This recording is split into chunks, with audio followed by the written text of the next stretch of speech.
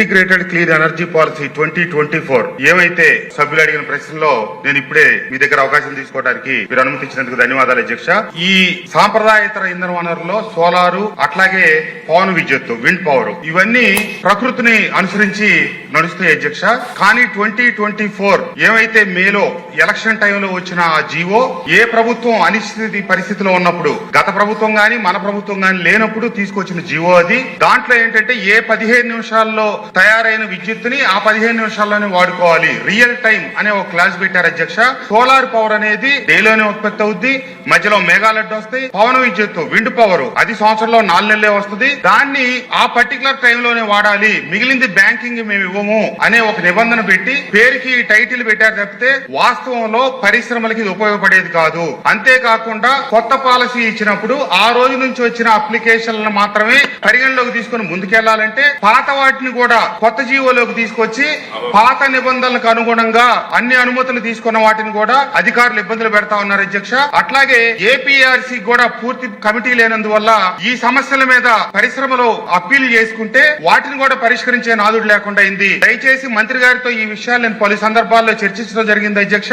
పూర్తిగా ప్రభుత్వం దృష్టి పెట్టి సవరణ చేయాలని చెప్పి మీ ద్వారా ప్రభుత్వాన్ని మంత్రి గారిని కోరుతా ఉన్నా అధ్యక్ష. ధన్యవాదాలు.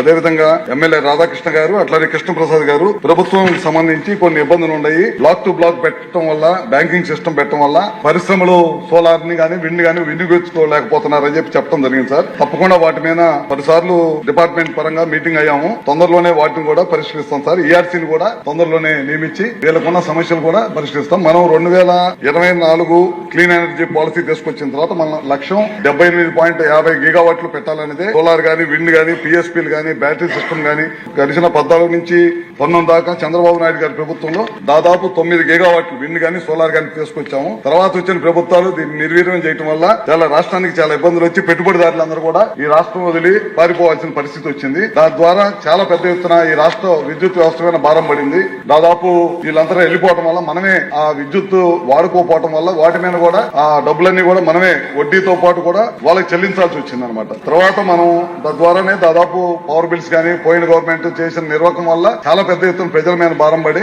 9 సార్లు కరెంట్ బిల్లు పెంచడం గానీ ఇట్లాంటి అన్ని ఇవాళ కూడా ఈ ప్రభుత్వం వాళ్ళు చేసిన తప్పుడు విధానాల వల్ల మనం బరువు మోస్తా ఉన్నాము. తప్పకుండా ఇవన్నింటిని కూడా పరిగణలోకి తీసుకొని ఎమ్మెల్యే గారు చెప్పిన అన్ని కూడా తీసుకొని తప్పకుండా బ్యాంకింగ్ సిస్టమ్ గానీ లేకపోతే రియల్ టైమ్ మానిటరింగ్ గానీ ఇట్లాంటివి కూడా తొందరలోనే పరీక్షిస్తామని సభ ద్వారా ఎమ్మెల్యేలకు చెప్తున్నాం.